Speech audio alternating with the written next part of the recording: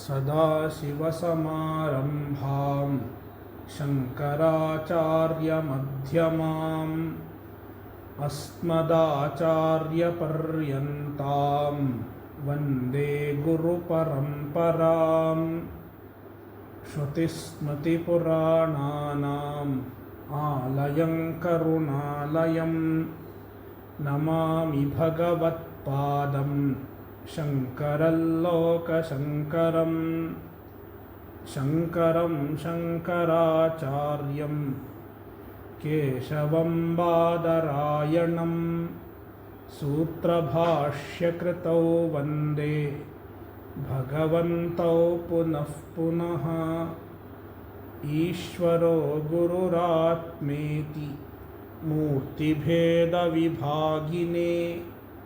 व्योमवद्व्याप्तदेहाय दक्षिणामूर्तये नमः।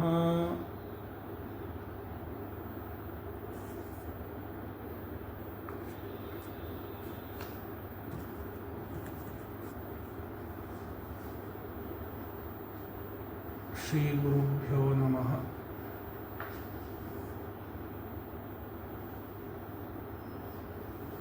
Today is Vaishakha Shukla Paksha Tritiya.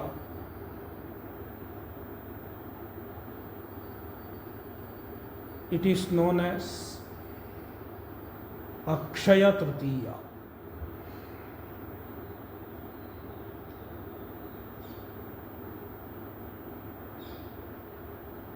This day is considered to be one of the most auspicious days in Hindu calendar.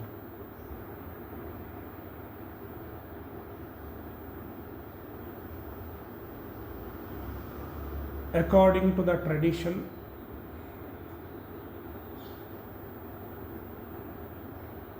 any virtuous action done on this day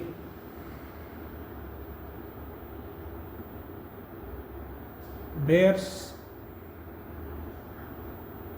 lasting benefit. It brings about Akshaya Phala,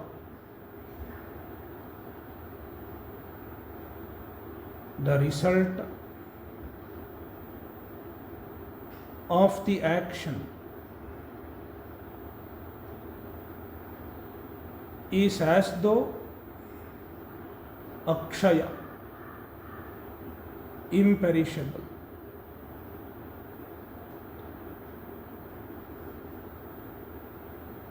One may do yajna, puja, japa, dana, tarpana, etc. The results of all such actions bear special result on this day.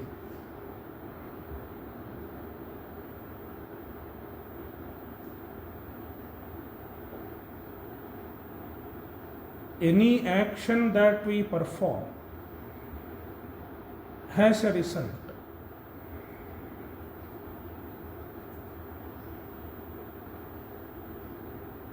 It is the law of karma. Often people have a misconception regarding the law of karma. They think law of karma is fatalism.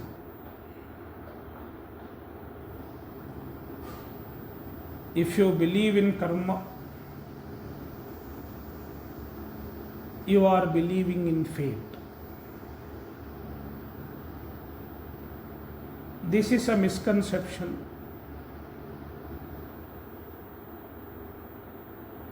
Because law of karma is not fatalism.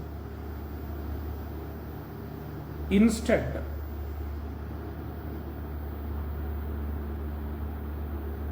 it is the only way to get rid of fatalism.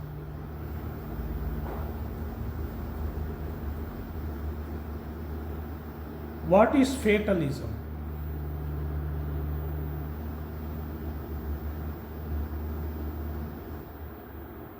Something happens to me and I don't take its responsibility. I attribute it to some unknown arbitrary factor.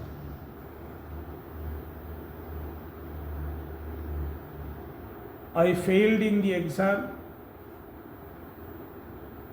If I have failed in the exam, my parents asked me, "Why did you fail?" My answer is, it is my fate. Because of my fate, I failed.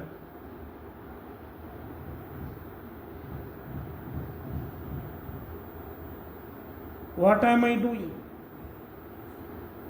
I am not accepting the responsibility of my own failure. I am not ready to accept that I have not studied well. I have not worked well. Instead, I have put the responsibility of my failure on the shoulder of an unknown factor. It is called fatalism. Whereas the law of karma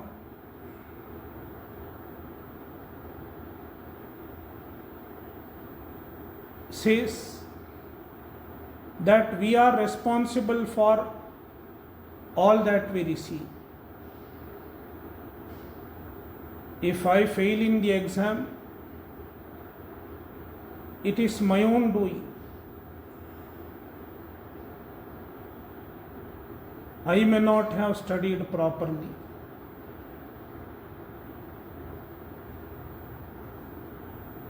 Or even if I have studied properly, sometimes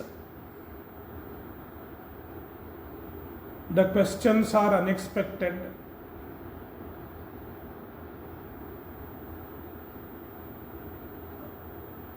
Or one who has given me the marks, he may not have been in a good mood. Even because of that, I can fail. Even then, the failure is happening because of my own karma. Sometimes the karma is not visible. I might have done some papa in my previous janma. In the previous janma, I might have been an examiner.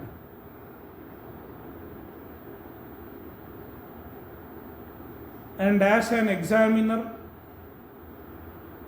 I gave less marks deliberately to a student. I did injustice to a student. And it is paying back. Another examiner, my examiner, through him, I am receiving the result of my past karma. Therefore, all that happen is because of our own past karma.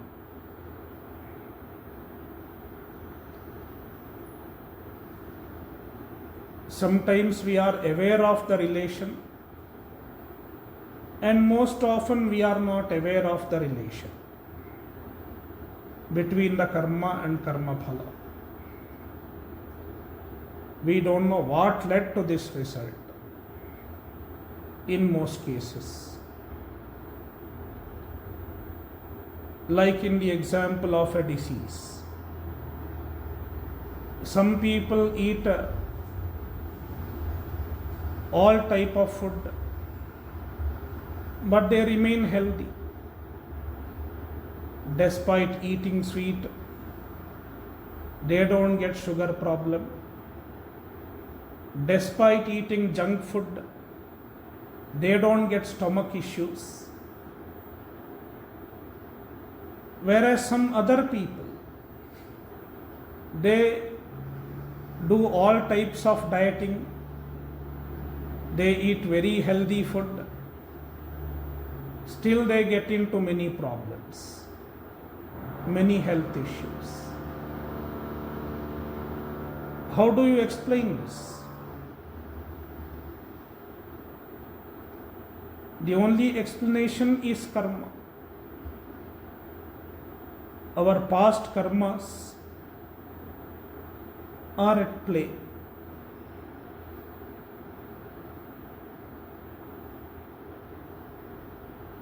Therefore, the only explanation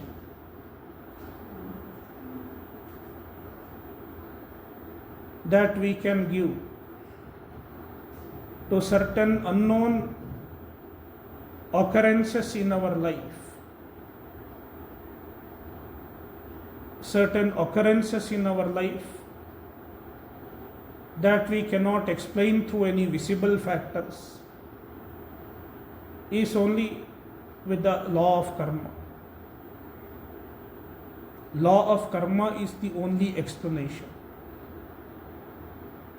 If we do not accept the law of karma, we will have to accept it is fate. See, if we don't accept law of karma, the only way is to fatalism. That is why law of karma is the only scientific theory that can save us from fatalism. The law of karma is scientific. It is very close to Newton's law. Newton said, every action has an equal and opposite reaction. Likewise, the karma, the law of karma says, every action has a result. Just change Newton's law slightly, you get the law of karma. Every action has a result.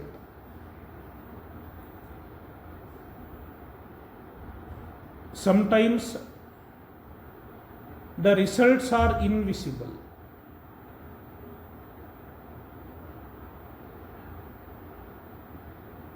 For example, I have done a virtuous action now.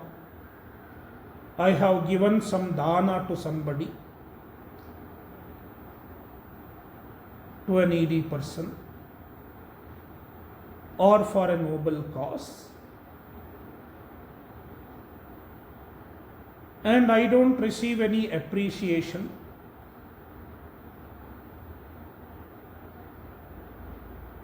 Often people feel bad. I have done something, but my good deed is not appreciated enough. It is not recognized enough. Often people feel so.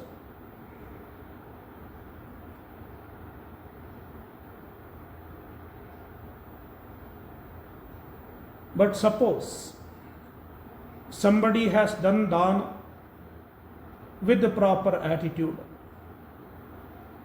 it is my duty to give. I am doing it for the sake of Ishvara, Parameshwara Prityartham. I am not expecting anything in return. I am not expecting any favor in return. I am not expecting any validation in return, any recognition in return, and I am doing my service. What happens? I don't see any immediate result. There is no visible immediate result. Does it mean my act, my action is a waste? It is not a waste. The only thing is that I have not received any visible result. But there will be a result. The result may come in due course of time, because the karma that I have done remains in a subtle form.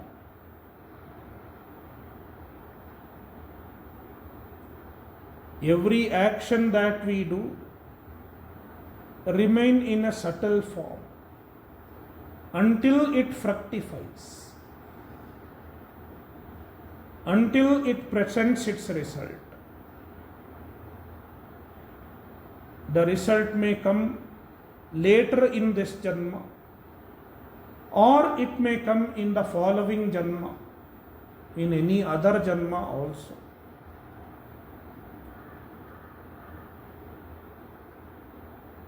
Therefore, no action is a waste. You are performing yajna, you are performing japa, nothing seems to happen. Many people say, Swamiji, I have been doing japa for a long time, but nothing is happening.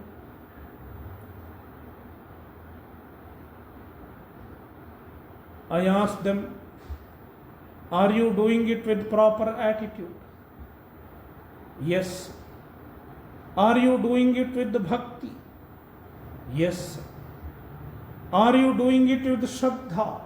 Yes. In that case, it can never become a waste. You are not able to see the benefit now, but definitely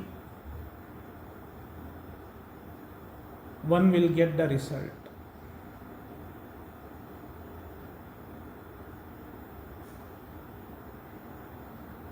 And the results of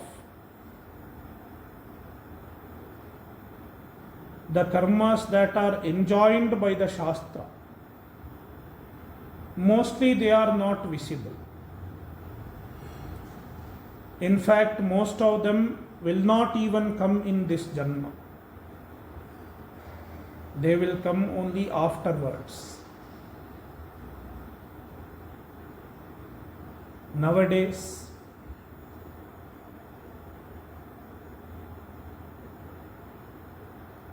the people are losing Shraddha in the Adrishta.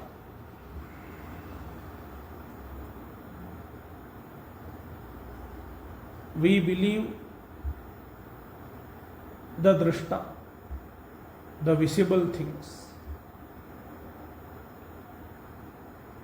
That is why the society is predominantly turning towards artha and kama. There are four purusharthas: dharma, artha, kama and moksha. Among the four purusharthas, if only artha and kama are our priority, then we are materialistic in nature. In many societies, you will find people are interested only in artha and kama.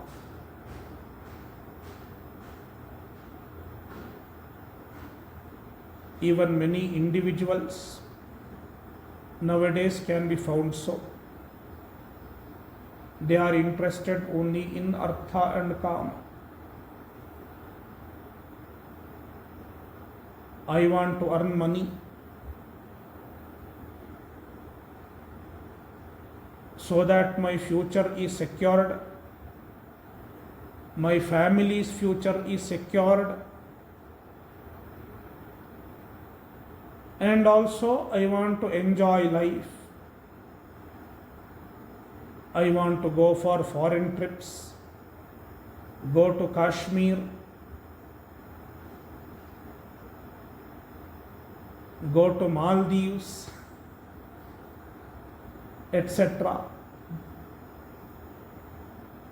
And I want to enjoy the life. Artha and kama,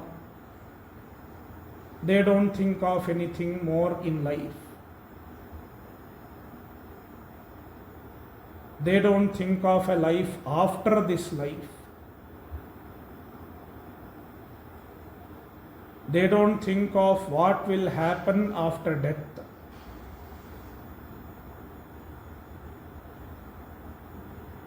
Because for them, what they see alone is real. Ayam loko nasti paraha. Only this loka is real. There is no paraloka.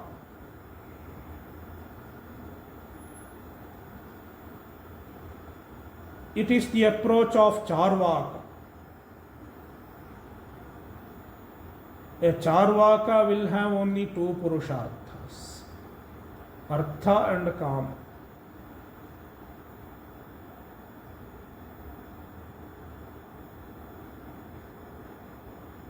But when you think properly,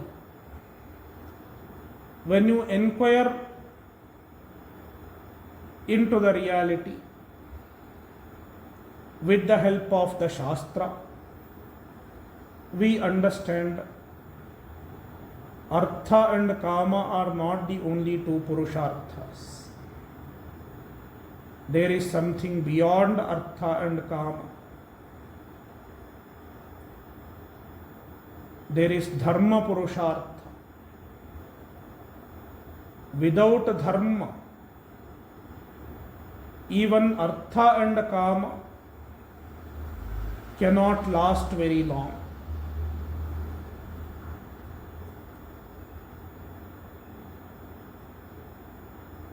Likewise, there is the parama purushartha, which is called moksha. Moksha is parama purushartha, the ultimate purushartha.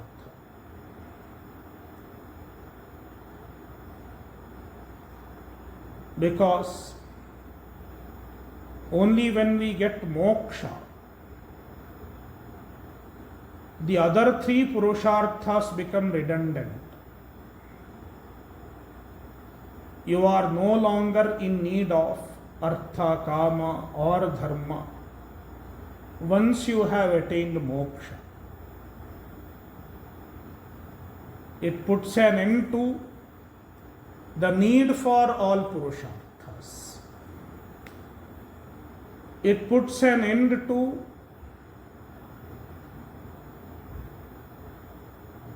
seeking of all purusharthas.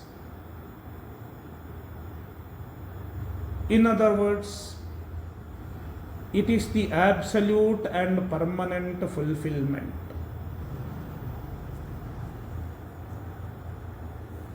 In fact, the true meaning of akshaya, what is truly akshaya, is nothing but moksha. Everything else is subject to depletion, subject to degeneration, subject to exhaustion, whereas moksha alone is akshaya. It is not subject to depletion, not subject to degeneration.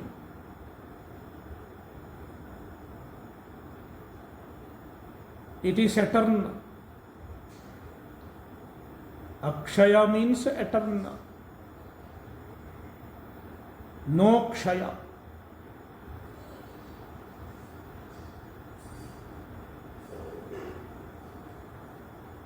A wise man will always seek the akshaya, the permanent. In Bhagavad Gita, chapter 5, shloka 22, Bhagavan says, ये हि संस्पर्शजा भोगाः दुःखयोनय एव ते आद्यन्तवन्तः कौन्तेय न तेषु रमते बुधः. ये हि संस्पर्शजा भोगाः, the happiness born of association with the external objects. Samsparsha means association with the external object. Bahya Vishaya Samsparsha. It produces happiness for a while. For a while one feels he or she is happy. Any external source. It may be any inanimate object like a TV, etc. Or it may be an animate object, a sentient being, like in the case of relations.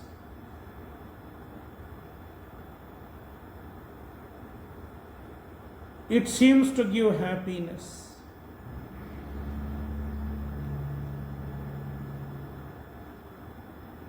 That is why majority of the people in the world rely on external sources for happiness.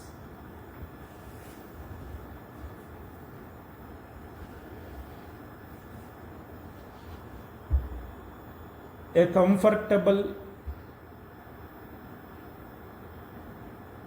and luxurious house and car will give me happiness.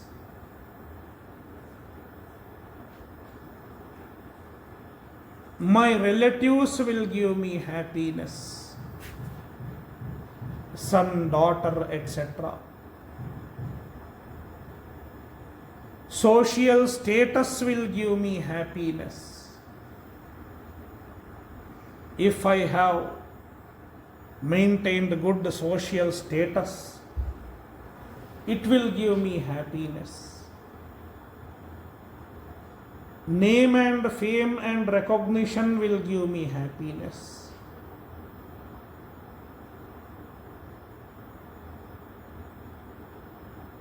Often, a vast majority of people are carried away by such thought, such thinking. Whereas Krishna says, Dukkhayonaya evate adyantavantah kaunteya. Krishna points out the problems associated with the happiness from external objects.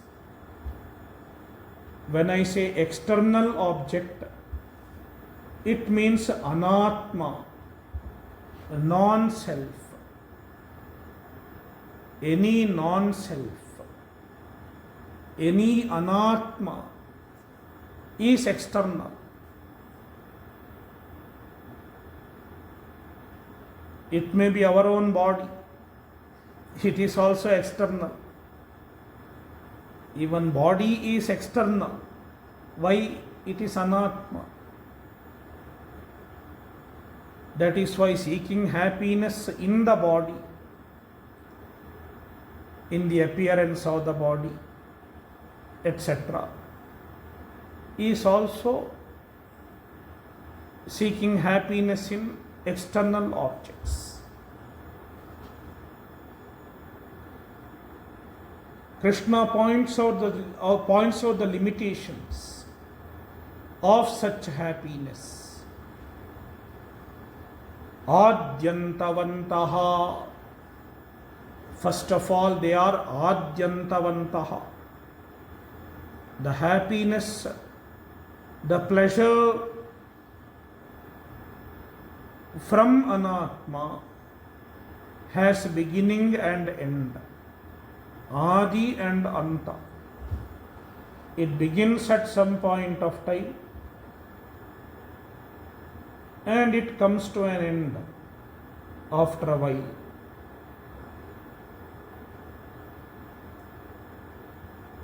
Then there is no more happiness. And not only there is no happiness, at the end it produces pain also. Dukkhayonaya evate. Initially there is pleasure, but at the end there is dukkha. After some time, the same happiness is not there. Then there is disappointment.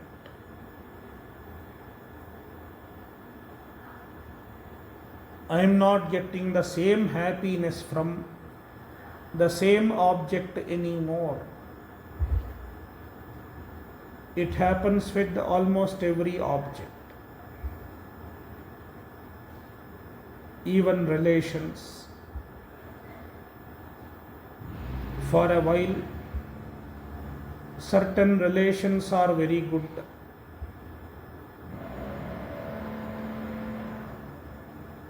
Your friend is treating you very well. Everything is nice. But after some time, the person's priorities change. His way of thinking may change. Then he is no more treating you the same way. It might have happened to many of you. And then you wonder what happened to this gentleman. What happened to this lady?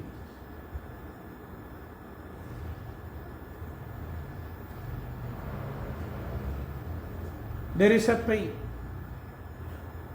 and sometimes you cannot express the pain also. Most often we cannot express our own pain.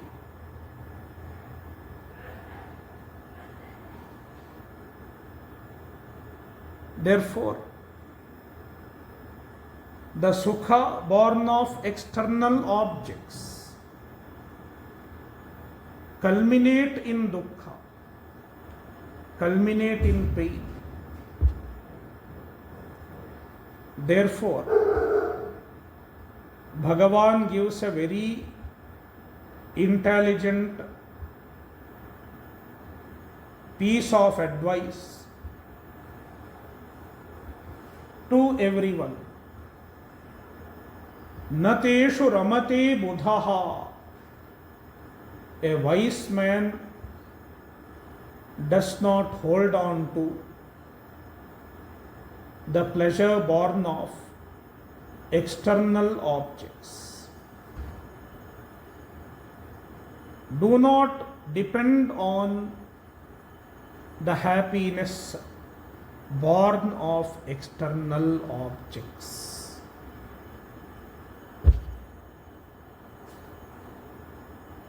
It is not wisdom.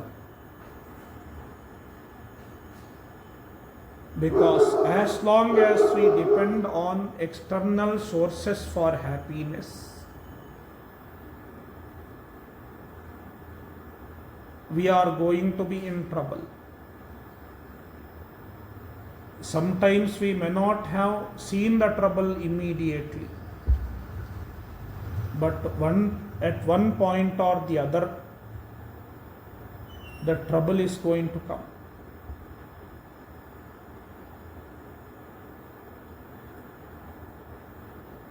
There will be pleasure as long as our punya permits us to enjoy the pleasure. When there is no more punya, there is no more pleasure.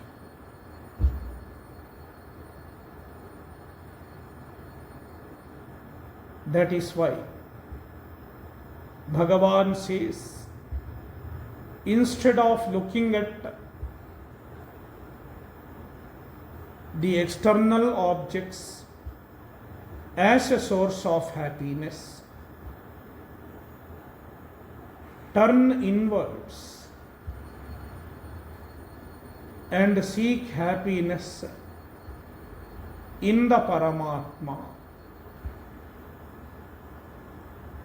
Because the permanent happiness,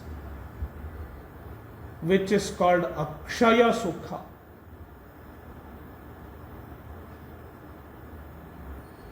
it is possible only in the Paramatma. Chapter 5, Shloka 21, Bhagavad Gita. Bahyasparsheshvasaktatma vindatyatmani yat sukham sabrahma yoga yuktatma sukhamakshayamashnuте. Bahyasparsheshu asaktatma. If we have to attain the inner happiness, first of all, we have to get rid of the desire for happiness from the external world.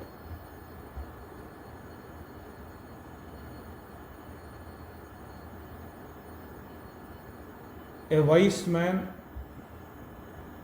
stops seeking happiness in Bahya Sparsha, external objects,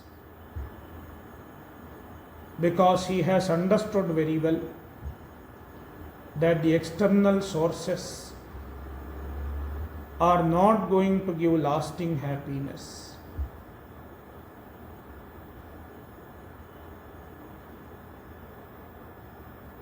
Therefore, the first criterion to seek, to find the inner happiness is bahya sparsheshu asaktatma.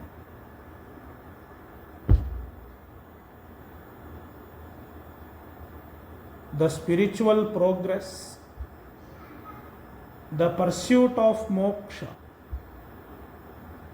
can be figuratively understood as an inward journey. Inward travel. You are discovering the truth that is within yourself.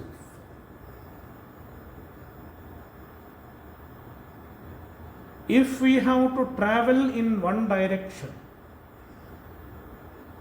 we have to stop traveling in the opposite direction.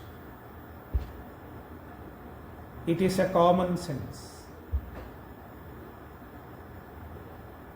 If I have to travel to Delhi, I cannot go southwards. If I go south, I will reach Kanyakumari or Tiruvananthapuram. If I have to go to Delhi, if Delhi is my destination, I have to stop traveling towards the south. I am walking towards south and I say I want to reach Delhi. It is not going to happen. I have to change my direction.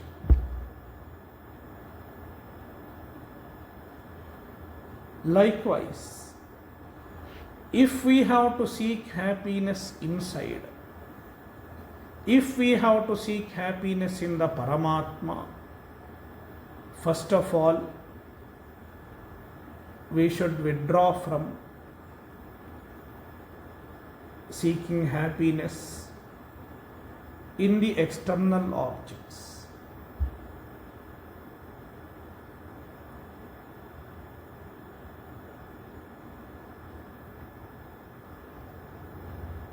And that is when,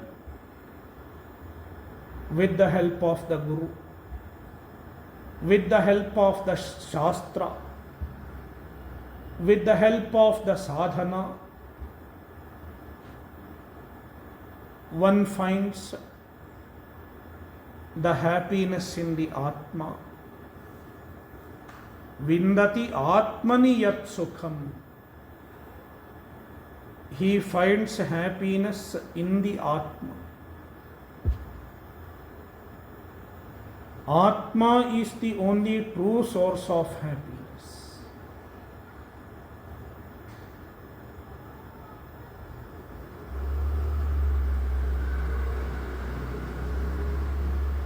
Saha Brahma Yoga Yuktatma Sukham Akshayamashnute. Such person who has attained the happiness in the Atma, who has attained the happiness in Brahman, with the knowledge of Brahman, with the Brahmajnana, he attains Akshaya Sukha.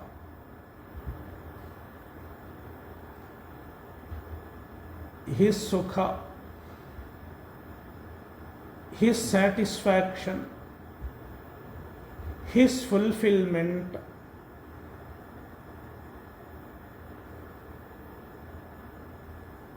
is eternal. It does not diminish.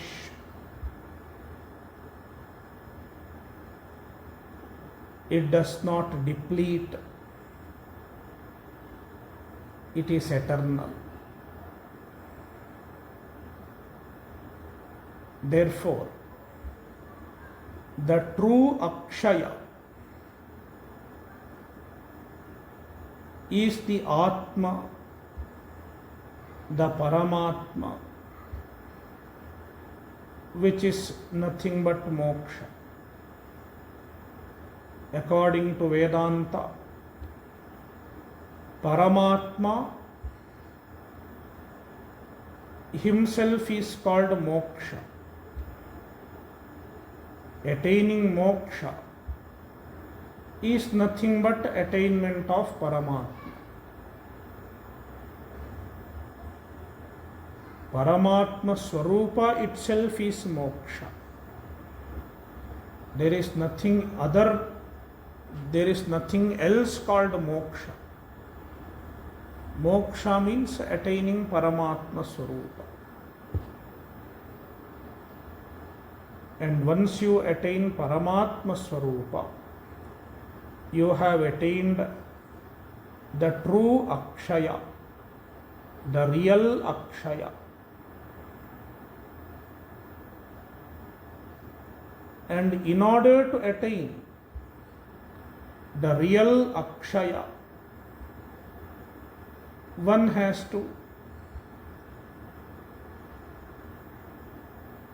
do certain disciplines, follow certain sadhanas, and the sadhanas are given by the Shastra.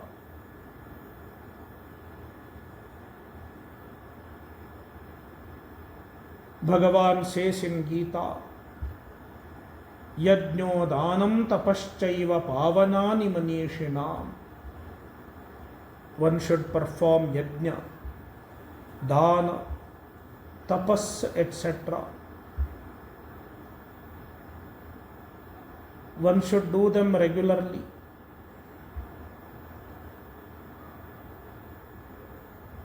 All the karmas enjoined in the Shastra have to be performed regularly. And then there are certain special occasions during which one should intensify one's sadhana. Akshaya Tritiya is one such instance, one such occasion where one should intensify one's sadhana. Generally, nowadays, people think Akshaya Tritiya is an occasion to buy gold. That is how it is advertised in the newspaper, etc. It is not an occasion to buy gold. It has nothing to do with buying gold.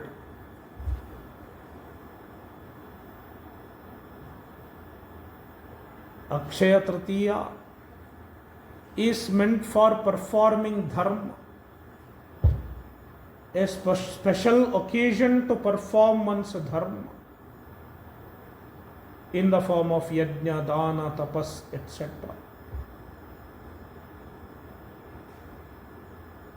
Dharma is the stepping stone for moksha. Without dharma, without following the values of dharma, without performing the practices of dharma, one cannot seek moksha.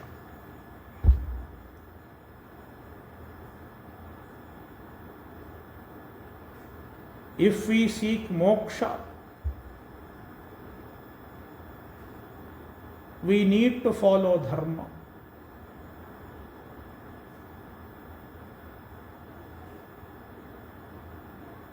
And following dharma means making all other priorities subservient to dharma. Our likes and dislikes, artha and kama should become subservient to dharma.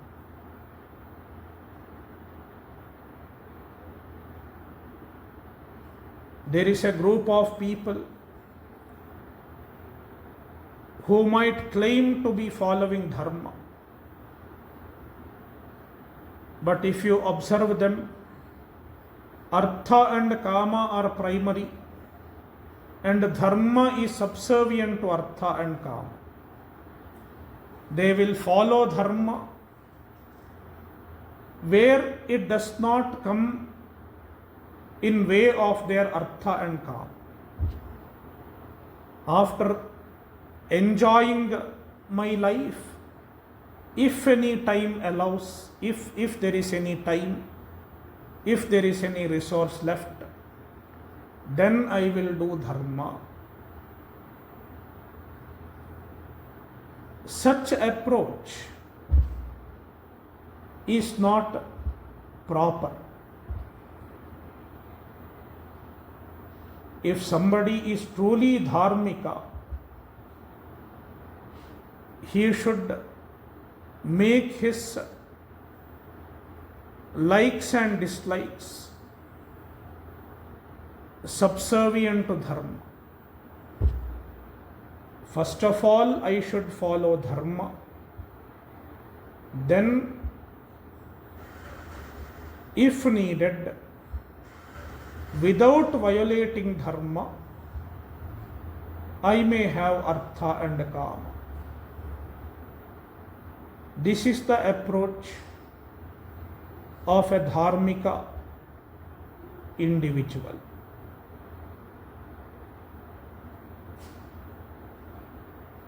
Only then the dharma becomes a means for spiritual growth. The practice of dharma leads to chitta shuddhi, and that is how one becomes ready for Atma Jnana. Then, with the Upadesha, with the Guru's Upadesha, he attains Atma Jnana. He attains self-knowledge, and then he attains Akshayam Sukham,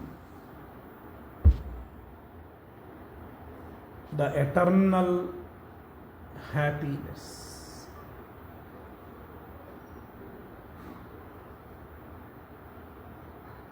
Om Purnamadah Purnamidam Purnat Purnamudachyate Purnasya Purnamadaya Purnamevavashishyate. Om Shanti Shanti Shanti.